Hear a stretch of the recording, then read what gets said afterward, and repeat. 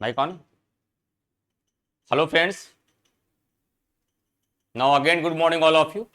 एक बार फिर से आप सभी लोगों का अनअकैडमी के ऑनलाइन लर्निंग प्लेटफॉर्म पे स्वागत, अभिनंदन और इस्तकबाल। सारे लोग फ्रेंड्स जल्दी से आ जाइए, एक बार फिर से जुड़िए और क्लास करते समय आप लोग लिंक को शेयर कर दीजिए ताकि और भी साथियों तक क्लास पहुंच जाए। मैं उम्मीद करता हूँ ये फास्ट रिवीजन का जो क्लास मैंने स्टार्ट किया, इस रिवीजन में आपको मज़ा भी आ रहा होगा और बहुत तेज़ी से सारी चीज़ आपकी रिवीजन भी हुई होंगी। और जो लोग आज अगर फर्स्ट डे क्लास कर रहे हैं तो हमारी प्रीवियस में बहुत सारी क्लासेस यूट्यूब पर है जो हम रिवीजन के नाम पे स्टार्ट किए हैं। तो रिवीजन बड़ी तेजी से हमने किया है। इसका फंडामेंटल राइट्स का सेकंड पार्ट है। फंडामेंटल राइट्स का फर्स्ट पार्ट हो चुका है जिसमें मैंने 45 से 50 मिनट या 55 मिनट की क्लास है आपकी, उसमें मैंने 50% रिवीजन कर दिया। 50% बचा हुआ भाग आज रिवीजन होगा आपका। तो सभी लोग जल्दी से जुड़ जाइए, सभी साथियों को लिंक शेयर कर दीजिए ताकि सभी लोग जल्दी से जल्दी क्लास में जुड़ पाए। चलिए सबसे पहले कुछ महत्वपूर्ण इंफॉर्मेशन को देखते हैं फ्रेंड्स। और महत्वपूर्ण इंफॉर्मेशन में तो सबसे पहले ये इस बार अनअकैडमी का परिणाम रहा। सेकंड टॉपर जो आपकी रही इस बार जागृति अवस्थी, वह अनअकैडमी की सब्सक्रिप्शन की स्टूडेंट रही इस बार। और साथ ही साथ ये 5-6 रैंकर हैं जो टॉप 9, 10, सेकेंड, 13, 14, 16 एंड 20 तक के रैंकर हैं। चलिए आगे बढ़ते हैं। और आपके लिए फ्रेंड्स ध्यान रखिएगा, सबसे महत्वपूर्ण इंफॉर्मेशन एक है आपके लिए, तीन मैं डिस्कस करूंगा। पहला एक आइकॉनिक सब्सक्रिप्शन आपके लिए है और दूसरा आपके लिए प्लस सब्सक्रिप्शन है। आइकॉनिक सब्सक्रिप्शन में जहां आपको पर्सनल गाइडेंस मिलता है, पर्सनल गाइडेंस मिलता है और पर्सनल गाइडेंस के साथ साथ यहां पर आपको बेसिक्स के साथ पूरी तैयारी कराई जाती है। क्या? बेसिक्स के साथ पूरी तैयारी कराई जाती है और साथ ही साथ जीएस का प्री, मेंस और आइकॉनिक कॉम्बो लेते हैं तो पूरा का पूरा आपका ऑप्शनल भी उसमें अवेलेबल होता है। केवल आइकॉनिक में आपको जीएस होता है। उसी तरीके से आपका प्लस कोर्स होता है। तो प्लस कोर्स से किस प्रकार से आइकॉनिक डिफरेंस है? डिफरेंस इस प्रकार से है कि यहां पर आपको पर्सनल गाइडेंस और बेसिक्स के साथ तैयारी की जाती है। इन दो चीजों को अगर हम छोड़ दें, वो सारी चीजें आपको प्लस में भी मिलेंगी जो आपको आइकॉनिक में है। इसके फीस स्ट्रक्चर में थोड़ा डिफरेंस आपको मिलेगा क्योंकि क्वालिटी के हिसाब से जो आपका प्लस का सब्सक्रिप्शन है वह 6 मंथ से लेकर के 1 ईयर, 2 ईयर और 3 ईयर का कोर्स होगा। अगर आप 6 मंथ का सब्सक्रिप्शन लेंगे फीस 40,500, 1 ईयर का 49,500, 2 ईयर की 72,000 और 3 ईयर की 90,000। लेकिन कोई भी सब्सक्रिप्शन यदि आप लेते हैं तो हमारे रेफरल का यूज करिए। हमारा रेफरल कोड है आपका इमरान23। इमरान23 हमारा रेफरल कोड है। हमारे रेफरल कोड को आप यूज करेंगे तो 10% का आपको डिस्काउंट मिलेगा और डिस्काउंट के बाद आपकी फीस हो जाएगी 36,450, 44,550 और 64,800 और 81,000। ये क्रमशः आपका फीस स्ट्रक्चर हो जाएगा। लेकिन आइकॉनिक सब्सक्रिप्शन आप लेते हैं तो आइकॉनिक में आपको 6 मंथ का कोर्स अवेलेबल नहीं होता है। यहां पर केवल आपके पास 1 ईयर, 2 ईयर और 3 ईयर का सब्सक्रिप्शन आपके पास अवेलेबल होता है। इसकी ये फीस है। लेकिन हमारे रेफरल का आप जब यूज करेंगे इमरान23 का, तब आपकी फीस ये हो जाएगी यहां पर। क्लियर? तो ये आपके एडमिशन सब्सक्रिप्शन के लिए आपके पास ये प्रोसेस है। तो ज्यादा से ज्यादा लोग सब्सक्रिप्शन लीजिए। सब्सक्रिप्शन का ये सही समय आ गया है। बस यूपीएससी का एग्जाम 10 अक्टूबर को जैसे ही कंडक्ट होगा उसके बाद फिर से नए सिरे से आपको अपनी तैयारी में लग जाना है। और जिसने तुरंत एग्जाम के बाद अपनी तैयारी स्टार्ट कर दी, अगला परीक्षा का परिणाम उसका तय हो जाता है। लेकिन देर कर दिए तो फिर आपको उस गलती का खामियाजा भुगतने में समय लग जाता है, फिर आपको टाइम देना पड़ता है। इसलिए तैयारी अपनी समय के साथ स्टार्ट करिए। चलिए आगे बढ़ते हैं। और हम लोग कहां तक कर चुके थे फ्रेंड्स, जहां तक मैं याद कर पा रहा हूं, हम लोग आर्टिकल 15 कर रहे थे और अब यहां से हमको स्टार्ट करना है। क्वेश्चन पूछा गया आर्टिकल 15 क्लॉज 5 को संविधान में किस संविधान संशोधन के द्वारा जोड़ा गया? बहुत सारे संविधान संशोधन मैंने लास्ट क्लास में बताए, बहुत सारे केसेस बताए, बहुत सारे कॉन्सेप्ट और फैक्ट को बताए। आज बचे हुए सारे भाग को फंडामेंटल राइट्स हमारा कंप्लीट हो जाए। केवल 2 क्लास में फंडामेंटल राइट्स पूरा रिवीजन हो गया आप, जबकि यूट्यूब पर यही मैंने 22 घंटे में पढ़ाए हैं। अनुच्छेद 15 क्लॉज 5 को संविधान के किस संविधान संशोधन द्वारा जोड़ा गया है? इसका राइट आंसर आपका हो जाएगा 93वें संविधान संशोधन 2005 के द्वारा। 93वें संविधान संशोधन 2005 के द्वारा आर्टिकल 15 क्लॉज 5 को जोड़ा गया। लेकिन अगर पूछ लिया जाए, जो कल मैंने बताया था, 15 क्लास 6 को कब जोड़ा गया?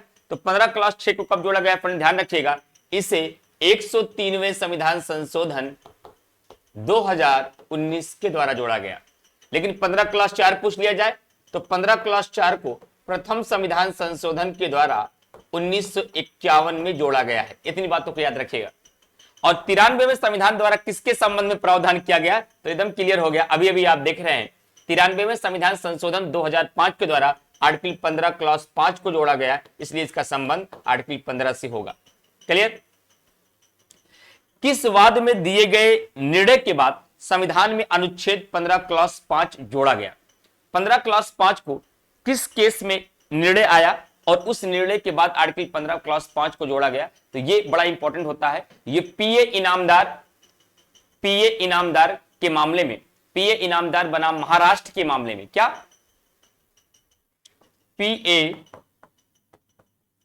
इनामदार बनाम महाराष्ट्र के मामले के बाद अनुच्छेद 15 क्लास 5 को जोड़ा गया। आगे बढ़ते हैं नेक्स्ट क्वेश्चन की तरफ। अगला क्वेश्चन क्या है? किस अनुच्छेद के अनुसार राज्य निधि शिक्षण संस्थानों में छात्रों को प्रवेश के लिए स्थानों का आरक्षण का उपबंध करती है? आर्टिकल 15 क्लास 4 के तहत। किसके तहत? आर्टिकल 15 क्लास 4 के तहत। और 93वें संविधान संशोधन को किस वाद में संवैधानिक घोषित किया गया? जो संविधान आर्टिकल 93वां संविधान संशोधन था 2005 में, जिसे जोड़ा गया, किस केस में इसको वैध माना गया? तो ये आपका अशोक ठाकुर बनाम भारत संघ का मामला आया था। सारे केस लगभग मैंने डिस्कस कर दिए। अशोक ठाकुर बनाम भारत संघ का मामला था और अशोक ठाकुर बनाम भारत संघ के मामले में क्या किया गया? 93वें संविधान संशोधन में जो व्यवस्था की गई थी उसको संवैधानिक घोषित कर दिया गया। क्लियर? लोक नियोजन में अवसर की समानता का उपबंध किया गया किस आर्टिकल में? आर्टिकल 16 में। नियोजन का मतलब होता है फ्रेंड्स रोजगार, इसका मतलब होता है रोजगार। लेकिन एक बात को यहां पर ध्यान रखिएगा, आर्टिकल 15 के तहत जहां 5 आधारों पर किसी सार्वजनिक स्थलों पर भेदभाव से मनाही की गई थी, तो आर्टिकल 16 में आपके यहां पर 7 आधार है। 7 यहां पर निवास यानी कि रेजिडेंस बढ़ जाता है, रेजिडेंस आपका बढ़ जाता है, और साथ ही साथ आपका यहां पर जो उनकी रेशनल जो होती है, जो उनका वंश होता है वो बढ़ जाता है। 2 आधार यहां पर आपके बढ़ जाते हैं, यहां 5 आधार होता है, यहां 7 आधार हो जाते हैं। चलिए आगे बढ़ते हैं। अनुच्छेद 15 क्लास 1 के किन आधारों पर राज्य द्वारा नागरिकों के मध्य विभेद निषेध करता है? केवल जाति के आधार पर, लिंग के आधार पर,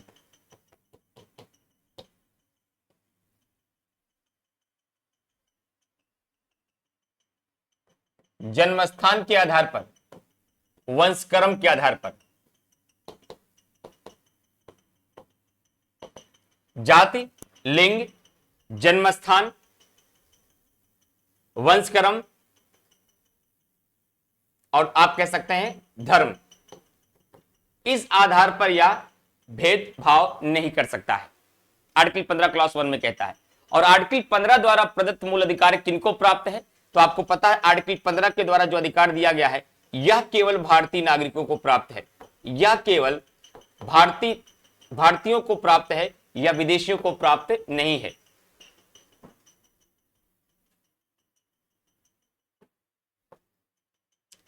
अनुच्छेद 15 क्लास 1 किसको नागरिकों के मध्य विभेद करने से रोकता है? किसके नागरिकों के मध्य विभेद करने से रोकता है? तो ये जो भारत के नागरिक होंगे उन्हीं भारत के नागरिकों के मध्य, वही सेम क्वेश्चन हो गया आपका। तो केवल जाति, लिंग, जन्मस्थान, वंशक्रम या धर्म के आधार पर यह भेदभाव से रोकता है। आगे बढ़ते हैं। किसी होटल, दुकान, सार्वजनिक भोजनालय या सार्वजनिक मनोरंजन के स्थलों पर नागरिकों को बिना भेदभाव के प्रवेश का अधिकार किस अनुच्छेद के द्वारा प्रदान किया जाता है? तो ध्यान रखिएगा आर्टिकल 15 क्लास 2 के तहत किया जाता है। लेकिन यह भेदभाव केवल राज्य के विरुद्ध है, यह राज्य के विरुद्ध भेदभाव है। अगर कोई निजी व्यक्ति किसी व्यक्ति के साथ अपने निजी होटल में, निजी रेस्तरां में, निजी पार्क में, निजी तालाब में अगर वह भेदभाव करता है तो इसे आर्टिकल 15 का उल्लंघन नहीं माना जाएगा। एक बात और बता देता हूं, इसमें भी अपवाद है। मान लीजिए कोई अगर आपका सार्वजनिक तालाब है, सार्वजनिक का मतलब होता पब्लिक सबके लिए हो, या स्नानागार है, और उस स्नानागार में गांव के सभी लोग नहाते हो, लेकिन मान लीजिए किसी व्यक्ति को कोई संक्रामक रोग हो गया है, कोई वायरस है उसके पास, और उस संक्रामक रोग के होने के कारण राज्य उसको उस तालाब में नहाने से मना कर सकता है, वह व्यक्ति आर्टिकल 32 के तहत सर्वोच्च न्यायालय नहीं जा सकता, क्योंकि आर्टिकल 15 का उल्लंघन नहीं माना जाएगा। सवाल उठता है ऐसा क्यों? एक तरफ तो कहा जाता है किसी भी सरकारी तालाब, रेस्तरां या फिर कोई भी आपका स्नानागार या कुएं जो सार्वजनिक हित के लिए हैं, जो सबके लिए हैं, उस पर किसी भी व्यक्ति के साथ कोई भेदभाव नहीं किया जाएगा। अब यहां भेदभाव इसलिए किया जा रहा फ्रेंड, क्योंकि उस संक्रामक बीमारी के कारण पूरा का पूरा गांव पीड़ित हो सकता है और पूरे गांव की जान की अपेक्षा एक व्यक्ति के अधिकार को सीमित किया जा सकता है, इसलिए ऐसा किया गया। एकदम क्लियर? चलिए दूसरा क्वेश्चन, किस अनुच्छेद द्वारा नागरिकों को सरकारी या सार्वजनिक उपयोग हेतु समर्पित कुआं, तालाबों, सड़क, स्नानाघाट आदि के उपयोग का भेदभाव रहित अधिकार प्रदान किया गया है? तो इसका भी राइट आंसर 15 क्लॉज 2 ही होगा। चलिए आगे बढ़ते हैं नेक्स्ट पॉइंट की तरफ।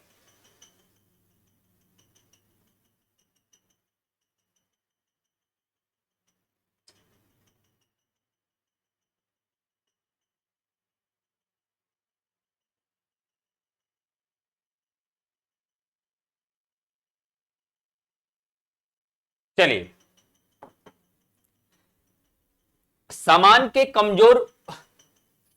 या समाज होगा, समाज के कमजोर वर्गों के संरक्षण के लिए प्रावधान किस अनुच्छेद में किया गया है? तो कमजोर वर्गों के लिए आर्टिकल 15 में इसका प्रावधान किया गया है।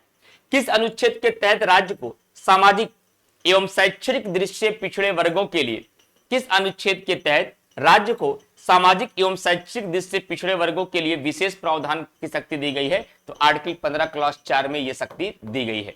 मद्रास राज्य बनाम चंपकम दोराईराजन के मामले में दिए गए निर्णय के पश्चात कौन सा मूल अधिकार संशोधित किया गया? तो आर्टिकल 15 क्लॉज 15 को संशोधित किया गया और संशोधित करके इसमें आर्टिकल 15 क्लॉज 4 नाम का नया आर्टिकल जोड़कर यह व्यवस्था कर दी गई जो यहां लिखा गया है। 15 और 16 बहुत इंपॉर्टेंट है, बहुत सारे सवाल यहां से बनते हैं आपके एग्जाम में, क्योंकि पहली बात तो ये भारतीयों को प्राप्त है, विदेशियों को प्राप्त नहीं है। दूसरी बात यहां आरक्षण का मुद्दा आता है। तीसरी बात यहां 15 क्लॉज 4 को चंपकम दोराईराजन के मामले में जोड़ा गया। 15 क्लॉज 5 को 93वें संविधान संशोधन 2005 में के माध्यम से जोड़ा गया। 93वें संविधान संशोधन को आगे चल करके आपने देखा है कि अशोक ठाकुर बनाम भारत संघ के मामले में इसे वैध बताया गया। तो तमाम ऐसे मुद्दे हैं जिसकी वजह से इसके इंपॉर्टेंस बढ़ता है। और भारत के मूल संविधान में कुल कितने मौलिक अधिकार का उपबंध किया गया था? लास्ट क्लास में भी ये क्वेश्चन आया था। भारत के मूल संविधान में कुल कितने मौलिक अधिकारों का उपबंध किया गया है? तो इसका राइट आंसर हो जाएगा आपका 7। इसका राइट आंसर आपका हो जाएगा 7, क्योंकि मूल शब्द है, मूल नहीं होता तो आंसर होता आपका 6। संपत्ति के मूल अधिकार को किस संविधान संशोधन के द्वारा मूल अधिकार से अलग कर दिया गया था? लास्ट क्लास में भी इसका डिस्कशन हुआ था। 44 भूलना नहीं है, 44 42वां मत लगा दीजिएगा। 44वां संविधान संशोधन 1978 के द्वारा, क्या 44वां संविधान संशोधन 1978 के द्वारा संपत्ति के अधिकार को मूल अधिकार से निकाल करके कौन सा अधिकार बनाया गया फ्रेंड्स? कानूनी अधिकार बनाया गया। मैं दूसरी बार रिपीट कर रहा हूं क्योंकि एग्जाम में बड़ा इंपॉर्टेंट क्वेश्चन माने रखता है। ये भाग 12 में रखा गया है, अनुच्छेद 300 का में रख दिया गया है। पहले कहां रखा गया था? Article 19 clause 1 sub clause F में। और कहां रखा गया था? आर्टिकल 31 में। अब आर्टिकल 31 क्या कर दिया गया? निश्चित या समाप्त कर दिया गया है। क्या? निश्चित या समाप्त कर दिया गया, इसे याद रखिएगा। चलिए, संपत्ति का मूल अधिकार किस अनुच्छेद के तहत उपबंधित किया गया था? तो किस अनुच्छेद के तहत उपबंधित किया गया? तो मैंने पहले बता दिया, article 19 clause 1 sub clause F और आर्टिकल 31 में था। अब वर्तमान की बात किया जाए तो यह आर्टिकल 300 का में है। आगे बढ़ते हैं नेक्स्ट पॉइंट की तरफ। वर्तमान भारतीय संविधान के अंतर्गत नागरिकों को कुल कितने मूल अधिकार प्रदान किए गए हैं? अगर प्रेजेंट टाइम की बात किया जाए 6। कौन कौन से? पहला समानता का अधिकार, दूसरा स्वतंत्रता का अधिकार, तीसरा शोषण के विरुद्ध अधिकार, चौथा धार्मिक अधिकार, पांचवा सांस्कृतिक एवं शैक्षणिक अधिकार और सबसे लास्ट में संवैधानिक उपचारों का अधिकार। क्या? संवैधानिक उपचारों का अधिकार। यह समानता का अधिकार कहां से कहां तक है? 14 से 18। स्वतंत्रता 19 से 22, शोषण के विरुद्ध 23 से 24 और धार्मिक 25 से 28 और सांस्कृतिक एवं शैक्षणिक 29 से 30 और संवैधानिक उपचारों का अधिकार आर्टिकल 32। यही सब मैच द फॉलोइंग में एग्जाम में आ जाता है और गलतियां होती हैं। कम से कम एक बार रिवीजन हो जा रहा है तो सारी चीजें आपकी रिमाइंड हो जा रही हैं। चलिए आगे बढ़ते हैं।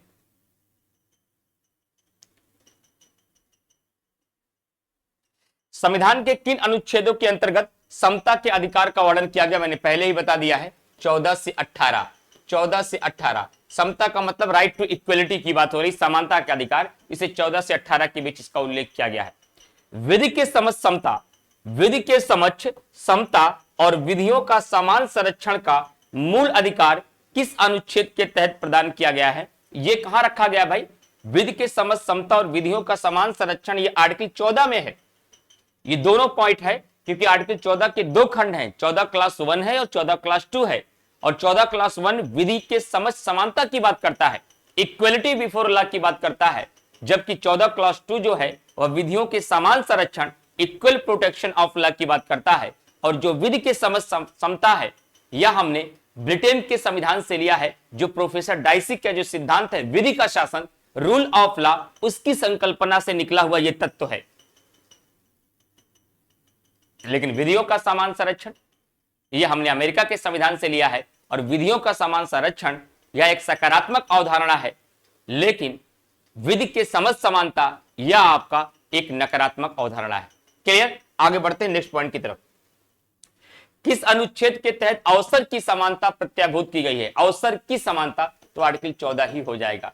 किस अनुच्छेद के द्वारा उपाधियों का अंत कर दिया गया है? आर्टिकल 18 के तहत उपाधियों का अंत कर दिया गया है और आर्टिकल 18 का ही संबंध है भारत रत्न से। ये क्वेश्चन एक बार आईएएस ने पूछा है, भारत रत्न का भी संबंध किससे है? आर्टिकल 18 से ही है, क्योंकि आर्टिकल 18 के तहत ही एक मामला आया था जब मोरारजी देसाई ने क्या किया था, भारत रत्न को बंद कर दिया था जनता पार्टी की सरकार ने। बाद में जब फिर इंदिरा गांधी जी की सरकार आती है तो उन्होंने कहा कि भारत रत्न जो है यह एक टाइटल नहीं है, यह एक प्राइज है, और प्राइज यानी कि पुरस्कार किसी भी व्यक्ति को अच्छे कार्यों को करने के लिए प्रोत्साहित करता है, न कि व्यक्ति को स्वार्थी बनाता है। लेकिन हाँ, इस बात का जरूर ध्यान रखा जाएगा, जिस भी व्यक्ति को भारत रत्न दिया जाए उस नाम का प्रयोग अपने नाम के आगे पीछे ना करे, ताकि किसी भी व्यक्ति को किसी भी व्यक्ति की तुलना में किसी भी प्रकार का कोई विशेषाधिकार न मिल पाए। अनुच्छेद 14 द्वारा प्रदत्त समानता का अधिकार किनको उपलब्ध है? यह अच्छा सवाल है। मैंने आपसे शुरुआत में ही कहा था कि मूल अधिकारों की अगर विशेषता की बात की जाए तो मूल अधिकारों की विशेषता में फ्रेंड ध्यान रखिएगा कि यह बात बताई जाती है कि कुछ फंडामेंटल राइट्स ऐसे हैं जो भारतीय और विदेशी दोनों को प्राप्त हैं, कुछ फंडामेंटल राइट्स ऐसे हैं जो केवल भारतीय को प्राप्त हैं, कुछ फंडामेंटल राइट्स ऐसे हैं जो केवल राज्य के विरुद्ध हैं, कुछ फंडामेंटल राइट्स ऐसे हैं जो दोनों के विरुद्ध हैं, कुछ फंडामेंटल राइट्स ऐसे हैं जिसमें दंड का प्रावधान है। ये है क्या? This is a characteristics of the fundamental rights. ये मूल अधिकारों की विशेषताएं हैं। यहां सवाल पूछा गया कि अनुच्छेद 14 द्वारा प्रदत्त समानता का अधिकार किनको उपलब्ध है? तो यह भारतीय प्लस विदेशियों को दोनों को प्राप्त है। क्या? भारतीय प्लस विदेशी दोनों को प्राप्त है आर्टिकल 14। आगे बढ़ते हैं। आर्टिकल 14 में वाक्यांश विधियों का समान संरक्षण कहां से लिया गया है? Equal protection of law. किसकी बात कर रहा है ये? इक्वल प्रोटेक्शन ऑफ लॉ की बात कर रहा है। और इक्वल प्रोटेक्शन ऑफ लॉ ये हमने कहां से लिया है? अमेरिका के संविधान से लिया है। ये कैसी अवधारणा है? ये एक सकारात्मक अवधारणा है और इसको कहां पे रखा गया है? आर्टिकल 14 क्लॉज 2 में रखा गया है। आगे बढ़ते हैं। विधि के समक्ष समानता, विधि के समक्ष समता, विधि के समक्ष समता वाक्यांश किस संविधान से लिया गया है? विधि के समक्ष समता वाक्यांश किस संविधान से लिया गया है? तो विधि के समक्ष समता जो वाक्यांश है यह लिया गया है ब्रिटेन के संविधान से। और ब्रिटेन के संविधान में प्रोफेसर डाइसी एक व्यक्ति थे। प्रोफेसर डाइसी एक व्यक्ति थे। इस प्रोफेसर डाइसी के विधि का शासन, विधि का शासन रूल ऑफ लॉ के माध्यम से यह व्यवस्था की गई है। और यह एक नकारात्मक अवधारणा है। क्या? यह एक नकारात्मक अवधारणा है, इसे भी आप याद रखिएगा। क्लियर? चलिए, भारतीय संविधान की किस अनुच्छेद में विधि का शासन निहित है? तो विधि का शासन यह है आर्टिकल 14 में ही निहित है। अनुच्छेद 25 में निहित विधि के शासन का किस वाद में संविधान का आधारभूत ढांचा घोषित किया गया? यहां 25 नहीं लिखा जाएगा, यहां आर्टिकल 14 लिखा जाएगा। आर्टिकल 14 में निहित विधि का शासन किस वाद में संविधान का आधारभूत ढांचा घोषित किया गया? मिनर्वा मिल्स केस में। मिनर्वा मिल्स केस आपका 1980 में आया था, तो मिनर्वा मिल्स केस को भी जान लीजिएगा, ये 1980 में है।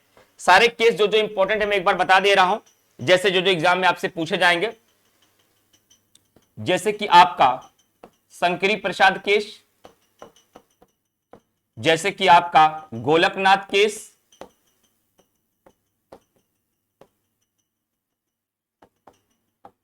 गोलकनाथ केस,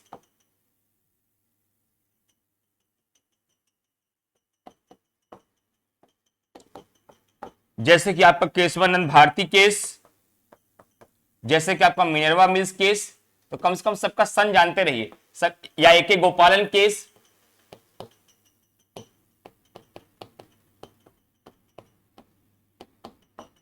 या Maneka Gandhi case, Maneka Gandhi case 1978, AK. Gopalan case 1950, Shankari Prasad case 1951, Golaknath case 1967, Sajjan प्रसाद केस 65 नहीं 67 होगा, 1967 सज्जन प्रसाद केस सब आप लोगों ने पढ़ा होगा। मैं एग्जाम के पहले बस रिवीजन करना चाहता हूं। सज्जन प्रसाद केस 1965 और केशवानंद भारती केस जो सबसे बड़ा केस है 1973 और मिनर्वा मिल्स केस 1980। ये सारे केसेस याद रखिएगा। चलिए आगे बढ़ते हैं नेक्स्ट पॉइंट की तरफ। अवैध कैद से मुक्त करने के लिए कौन सी रिट जारी की जाती है? आपको पता है कि मूल अधिकारों को जो संरक्षण देती है, मूल अधिकारों को जो संरक्षण प्रदान करता है वह संरक्षण देता है न्यायपालिका। न्यायपालिका, न्यायपालिका के अंतर्गत कौन कौन आता है? Supreme court plus high court. Supreme court plus high court न्यायपालिका के अंतर्गत आता है। फ्रेंड्स इसे भी ध्यान रखिएगा, सुप्रीम कोर्ट और हाई कोर्ट दोनों न्यायपालिका के अंतर्गत आते हैं, लेकिन सुप्रीम कोर्ट आर्टिकल 32 के तहत संरक्षण प्राप्त करता है, जबकि हाई कोर्ट आर्टिकल 226 के तहत, आर्टिकल 226 के तहत संरक्षण प्रदान करता है। इसे भी ध्यान रखिएगा। किस याचिका के तहत कार्यपालिका को आदेशित किया जाता है कि वह उस कार्य को करे? अच्छा, लेकिन मेन सवाल क्या है? अवैध कैद से मुक्त करने के लिए कौन सी रिट जारी की जाती है? तो इसके लिए बंदी प्रत्यक्षीकरण, बंदी प्रत्यक्षीकरण, इसका मतलब हुआ हेबियस कॉर्पस।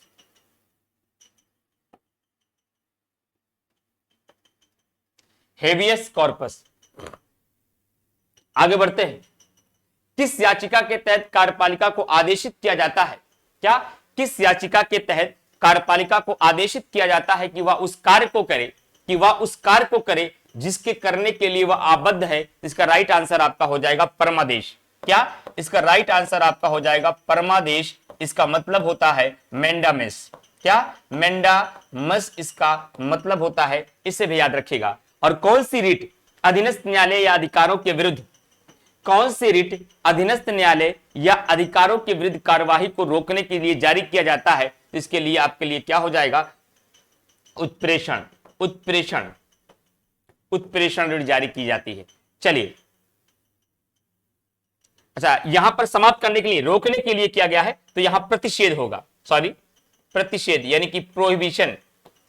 आगे बढ़ते हैं नेक्स्ट क्वेश्चन की तरफ कि किस लोक पद को अवैध रूप से, किसी लोक पद को अवैध रूप से कब्जा करने के लिए वाले व्यक्ति के विरुद्ध कौन सी रिट जारी की जाती है? तो इसको कहा जाता है अधिकार परीक्षा।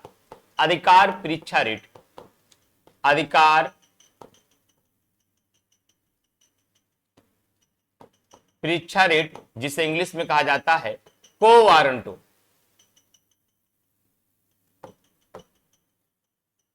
किस संविधान संशोधन द्वारा शिक्षा के अधिकार को मूल अधिकार का दर्जा प्रदान किया गया है? क्या?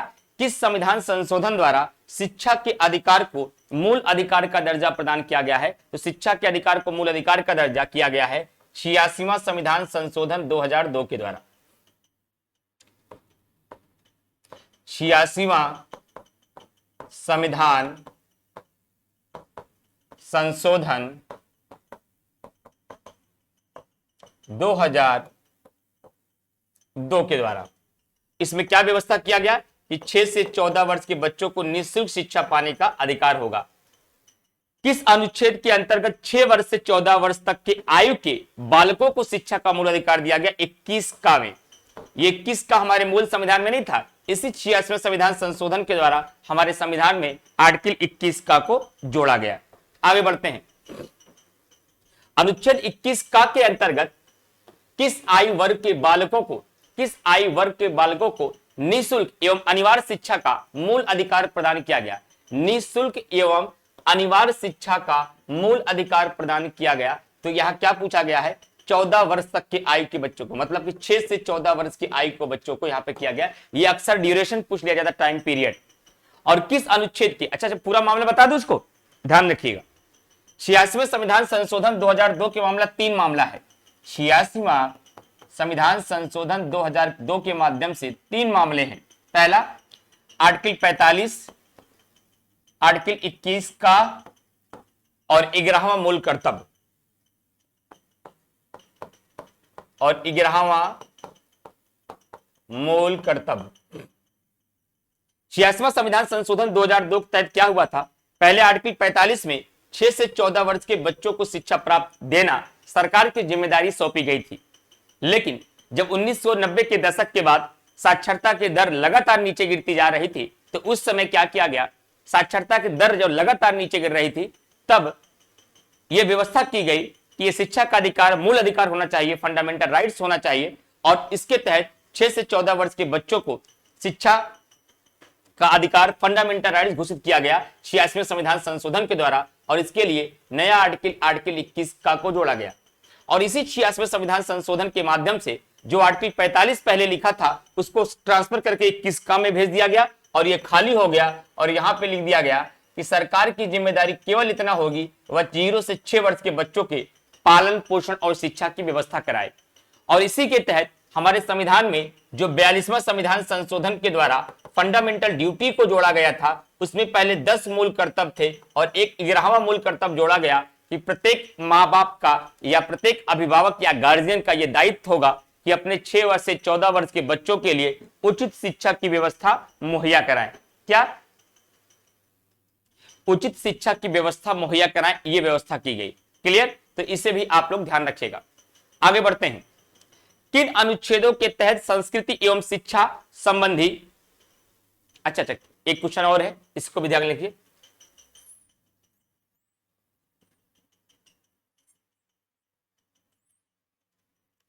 किस अनुच्छेद के अंतर्गत गिरफ्तार किए गए व्यक्तियों के अधिकारों का उल्लेख किया गया है? तो आर्टिकल 22 के तहत। अपराध से संबंध में संरक्षण आर्टिकल 20 में, गिरफ्तारी से संबंध संरक्षण आर्टिकल 22 में।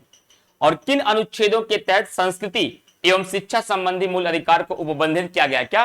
किन अनुच्छेदों के तहत संस्कृति एवं शिक्षा संबंधी मूल अधिकारों को उपबंधित किया गया है? तो आर्टिकल 29 और 30 में। क्या? आर्टिकल 29 और 30 में। आर्टिकल 29 और 30 में। चलिए आगे बढ़ते हैं नेक्स्ट क्वेश्चन की तरफ कि मूल अधिकारों के प्रवर्तन हेतु रिट जारी करने का अधिकार किस न्यायालय को है? तो रिट जारी करने का अधिकार दोनों न्यायालय को है। दोनों न्यायालय का मतलब न्यायपालिका, और न्यायपालिका का मतलब हुआ supreme court plus high court दोनों को। लेकिन हाई कोर्ट 226 के तहत, सुप्रीम कोर्ट आर्टिकल 32 के तहत, ये केवल यही दोनों लोगों को रिट जारी करने की शक्ति मिली है। लेकिन संसद को इस बात का अधिकार दिया गया है, अगर संसद चाहे, आर्टिकल 32 क्लास 2 में यह बात लिखी भी गई है, आर्टिकल 32 क्लास 2 में यह बात लिखी भी गई है, यदि संसद चाहे तो इस शक्ति का विस्तार करके अन्य न्यायालय तक इसको क्या कर सकती है, इसको रिट जारी करने की शक्ति दे सकती है। लेकिन संसद ने ऐसा कोई कानून अब तक बनाया नहीं है। और अगर कभी पूछ ले कि रिटों को जारी करने के मामले में किसकी शक्ति ज्यादा व्यापक है, तो आप कहिएगा हाई कोर्ट की शक्ति ज्यादा व्यापक है। क्यों व्यापक है, मैंने समझाया है आपको। किस संविधान संशोधन द्वारा अनुच्छेद 31 का, 31 खा तथा अनुसूची 9 को संविधान में जोड़ा गया?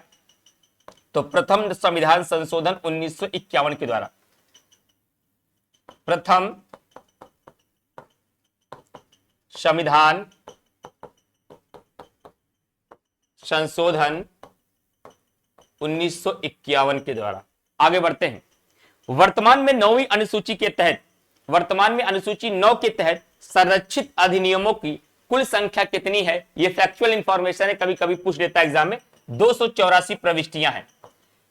कभी मौका मिलेगा तो आप लोगों ने पढ़ा होगा अनुसूचियां, तो आर्टिकल अनुसूचियों को मैंने प्रथम संविधान संशोधन को बहुत विस्तार में वहां बताया था। यहां सिर्फ मैं इतना डिस्कस कर रहा हूं आपसे कि इसमें 284 प्रविष्टियां हैं। चलिए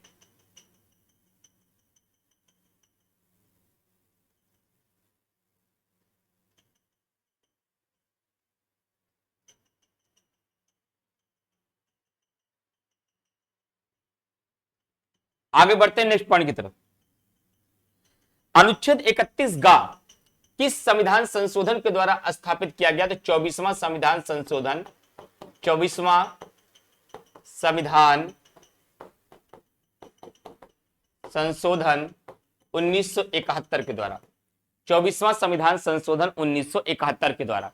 और धार्मिक स्वतंत्रता के अधिकार को, धार्मिक स्वतंत्रता के अधिकार को राज्य किन आधारों पर निर्बंधित कर सकता है? तो धार्मिक स्वतंत्रता के अधिकार को राज्य किन आधारों पर निर्बंधित कर सकता है? इस पर प्रतिबंध लगाया जा सकता है अगर लोक व्यवस्था, लॉ एंड ऑर्डर, नैतिकता एंड मॉरलिटी, नैतिकता एंड मॉरलिटी, और उसके बाद अगर बात किया जाए सार्वजनिक स्वास्थ्य, कई बार आईएएस ने सवाल पूछा यहां पर, अगर इन 3 आधारों पर अपने धार्मिक कार्यों के प्रबंधन में कोई आप हस्तक्षेप, लॉ एंड ऑर्डर, नियम और कानून में व्यवस्था हस्तक्षेप कर रहे हैं, नैतिकता और मॉरलिटी में कोई हस्तक्षेप कर रहे हैं, सार्वजनिक स्वास्थ्य का नुकसान हो रहा है, तो आपके किसी भी सार्वजनिक हित के, यानी कि आपके धार्मिक कार्यों के प्रबंधन को सीमित किया जा सकता है। संविधान के किस अनुच्छेद के अंतर्गत सिखों द्वारा कृपाण धारण करना धार्मिक स्वतंत्रता का अंग माना गया है? आर्टिकल 25 के तहत। आर्टिकल 25 में कई बात कही गई है। अंतःकरण करने की स्वतंत्रता, किसी भी धर्म को मानने या न मानने की स्वतंत्रता, अपने धर्म का प्रचार प्रसार करने की स्वतंत्रता, अपने धार्मिक कार्यों को आचरण करने की स्वतंत्रता। और सिखों को यहाँ पे पंचकक्के 5 बातें बताई गई कि वह कृपाण धारण कर सकते हैं अपने कमर में, अपने जननांगों को ढकने के लिए वह कच्छे का धारण कर सकते हैं, हाथ में वह कड़े का इस्तेमाल कर सकते हैं, वह अपना केश बड़ा कर सकते हैं, केश का मतलब बाल होता है, और उसी केश को संवारने के लिए वह कंघे का भी प्रयोग कर सकते हैं। इसी को पंचकक्के कहा जाता है, या पंचकक्कर भी कहते हैं, या इसी को पंचकक्के भी कहते हैं। चलिए आगे बढ़ते हैं नेक्स्ट पॉइंट की तरफ। अगला पॉइंट मैं डिस्कस कर लेता हूं, फिर उसके बाद में आगे बढ़ता हूं। फ्रेंड्स ध्यान रखिएगा, अगला पॉइंट इसका क्या होगा कि संविधान के किस अनुच्छेद के अंतर्गत धार्मिक संप्रदायों को धार्मिक और पूर्व परियोजनाओं हेतु संस्थाओं की स्थापना और घोषणा का अधिकार है? किस धार्मिक संप्रदायों को धार्मिक और पूर्व परियोजनाओं हेतु संस्थाओं की स्थापना और घोषणा करने का अधिकार होगा? जिसका राइट आर्टिकल होगा अनुच्छेद, एक सेकंड फ्रेंड्स,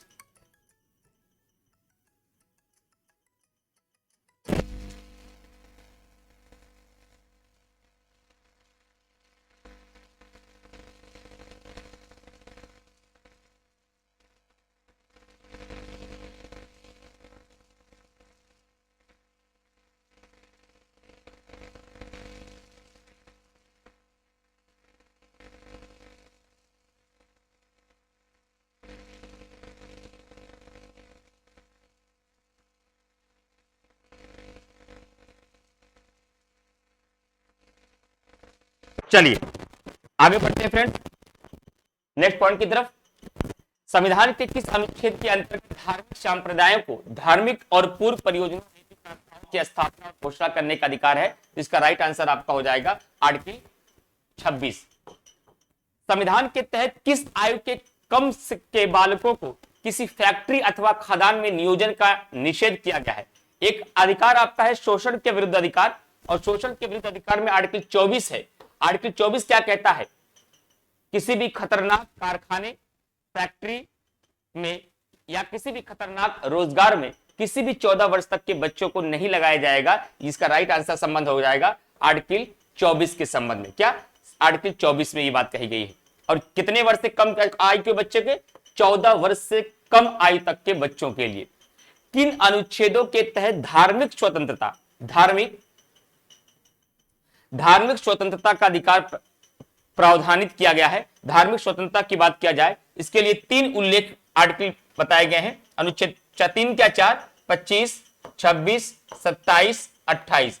इसमें आपका अंतःकरण या धार्मिक कार्य अंतःकरण की स्वतंत्रता की बात की गई है। इसमें धार्मिक कार्यों के प्रबंधन की स्वतंत्रता की बात कही गई है। इसमें कर न देने की स्वतंत्रता है और इसमें शिक्षण संस्थानों में धार्मिक शिक्षा के संबंध में स्वतंत्रता प्रदान की गई है। आगे बढ़ते हैं।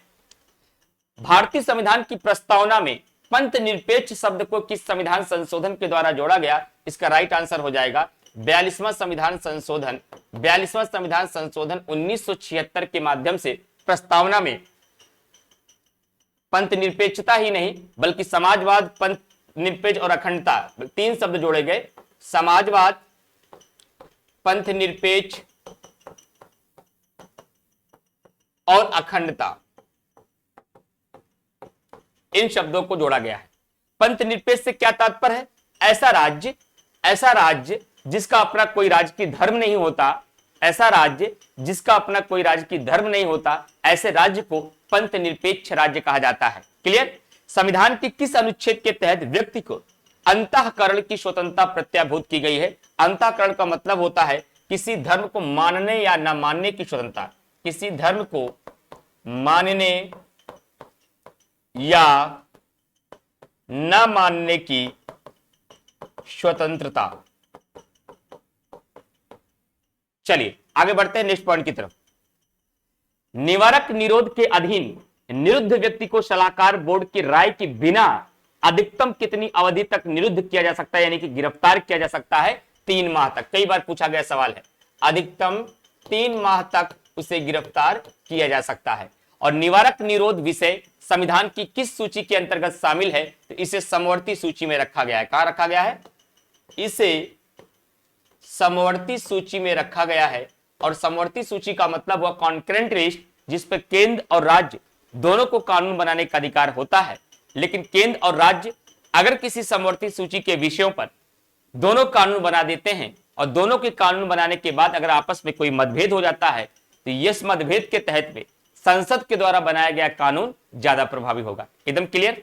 चलिए, किन अनुच्छेदों का समूह शोषण के विरुद्ध अधिकार की विवेचना करता है? तो आर्टिकल 23 और 24। आर्टिकल 23 और आर्टिकल 24 जो है यह शोषण के विरुद्ध अधिकारों को क्या करता है? विवेचना करता है। आगे बढ़ते हैं नेक्स्ट पॉइंट की तरफ। किस अनुच्छेद के तहत कारखानों का मतलब यहां फैक्ट्री हुआ, खानों का मतलब यहां माइंस हुआ। जोखिम पूर्ण रोजगार में बालकों के नियोजन का निषेध करता है आर्टिकल 24 करता है। और भारतीय संविधान के अंतर्गत अस्पृश्यता के बाद और किस कार्य को अपराध घोषित किया गया है? तो अस्पृश्यता के बाद आर्टिकल 23 को भी 24 को भी क्या किया गया है? अपराध घोषित किया गया है। विशेषकर 23 के तहत कहा गया है कि मानव का दुर्व्यापार, ह्यूमन ट्रैफिकिंग नहीं किया जाएगा। ह्यूमन ट्रैफिकिंग का मतलब होता है बुरे उद्देश्यों के लिए मनुष्य की खरीदारी नहीं की जाएगी और न ही उनका कोई चाइल्ड लेबर या फोर्स लेबर कराया जाएगा। कोई ही दबाव, बेगारी या बलात्श्रम भी उनसे नहीं कराया जाएगा। और संविधान के किस अनुच्छेद को क्रियान्वित करने के लिए संसद द्वारा बंधुआ मजदूरी प्रणाली उन्मूलन अधिनियम 1976 पारित किया गया है? तो आर्टिकल 23 को क्रियान्वित करने के लिए ही, 23 को नहीं कह सकते आप, बंधुआ मजदूरी की बात है तो हाँ वही बंधुआ मजदूरी बेगारी हुआ तो आर्टिकल 23 ही आपका होगा कि 23 बंधुआ मजदूरी प्रणाली उन्मूलन अधिनियम 1976 को लागू किया गया था ताकि उसे प्रासंगिक बनाया जा सके, उसका क्रियान्वयन किया जा सके। आगे बढ़ते हैं। किस अनुच्छेद के तहत दोहरे दंड से संरक्षण प्रदान किया गया है? तो आर्टिकल 20 क्लॉज 2, मैंने कुछ देर पहले बताया था, आर्टिकल 20 क्लॉज 2 कहता है कि किसी भी व्यक्ति को एक अपराध के लिए एक से अधिक बार दंडित नहीं किया जाएगा। इसका मतलब यह हुआ आर्टिकल 20 क्लॉज 2 हमारा दोहरे दंड से संरक्षण प्रदान करता है। आगे बढ़ते हैं। दोहरे दंड से क्या अभिप्रेषित है? अभिप्रेषित का मतलब हुआ अगर कोई व्यक्ति के द्वारा एक बार अपराध किया गया है, उस अपराध के लिए केवल एक बार उसे सजा दिया जाएगा, एक बार से अधिक उसे सजा नहीं दी जा सकती थी, क्योंकि आर्टिकल 20 क्लॉज 2 में इसके लिए उल्लेख किया गया है। किसी व्यक्ति को उसके प्राण एवं दैहिक स्वतंत्रता से किसके अनुसार वंचित किया जा सकता है? केवल विधि द्वारा स्थापित प्रक्रिया, केवल विधि द्वारा स्थापित प्रक्रिया के अनुसार ही, प्रोसीजर एस्टेब्लिश्ड बाय लॉ के द्वारा ही उसे क्या किया जाता है? वंचित किया जा सकता है। और किन किन मूल अधिकारों को आपातकाल की उद्घोषणा होने पर भी निलंबित या सीमित नहीं किया जा सकता है? तो इसके लिए आपका है आर्टिकल 20 और आर्टिकल 21। ये दो ऐसे आर्टिकल हैं जिनको मूल अधिकारों को जब कभी भी आपातकाल लग जाए, उस आपातकाल के समय में भी इनको निलंबित नहीं किया जा सकता। आई रिपीट, जब कभी भी देश में आपातकाल लग जाए, उसके बावजूद भी भारत का राष्ट्रपति अनुच्छेद 362 कहता है वह सभी मूल अधिकारों को निलंबित कर सकता है, लेकिन किसी भी आर्टिकल 20 और 21 को वह निलंबन नहीं हो सकता। इसका मतलब हमारे फंडामेंटल राइट्स में आर्टिकल 20 और 21 ऐसे फंडामेंटल राइट्स हैं जिसका निलंबन किसी परिस्थितियों में नहीं किया जा सकता है। वैसे भी मूल अधिकारों का निलंबन विशेष प्रक्रिया के माध्यम से और विशेष परिस्थितियों में ही किया जा सकता है, अन्यथा नहीं। तो मैंने आपको 45 मिनट की कल की क्लास में 45 से 50 या 50 से 55 मिनट की थी, और लगभग 45 से 50 मिनट की आज की क्लास में मैंने पूरा का पूरा फंडामेंटल राइट का निचोड़ के आपके सामने रख दिया। और ऐसा नहीं कि केवल वन लाइनर के रूप में मैंने आंसर बता दिया, लगभग आसपास के सारे कॉन्सेप्ट को एक बार खंगाल दिया। अब मैं आपसे उम्मीद करता हूं कि अगर एग्जामिनेशन में फंडामेंटल राइट्स का क्वेश्चन आएगा तो इस पूरी व्याख्या के बाहर नहीं जाएगा। इसी पूरी व्याख्या में फंडामेंटल राइट्स के क्वेश्चन आपके शामिल रहेंगे। बस अगर आपने इसके पहले पढ़ा रहा होगा तब तो आपको रिवीजन करके मजा आ गया होगा। अगर आपने इससे पहले नहीं पढ़ा है तब थोड़ा आपको समस्या हुई होगी, क्योंकि बहुत सारे नए कॉन्सेप्ट हैं, बहुत सारे नए केसेस थे, बहुत सारे नए अमेंडमेंट थे, बहुत सारी नई टर्मिनोलॉजी थी जो आपको परेशान कर रही होगी। अगर ऐसी स्थितियां हो रही होंगी तब तो थोड़ा सा आपको दिक्कत आएगी, नहीं तो आपको इसकी दिक्कत नहीं आनी चाहिए। क्लियर हुआ यहाँ तक? अब लगभग इसके पहले के जो कार्यपालिका, विधायिका और न्यायपालिका से संबंधित प्रावधान थे उसको लगभग मैंने आपको करा दिया है, और आज यहां मूल अधिकार भी हो गया है। आगे के जो दो और वीडियो आपको मिलेंगे, दो वीडियो भी आपको और मिल जाएंगे, उसमें मैंने जो शामिल करने का प्रयास किया है, ध्यान रखिएगा, उसमें मैंने जोड़ने का जो प्रयास किया है उसमें 3 चीजों को मैंने जोड़ा है। एक तो आपका निदेशक तत्व,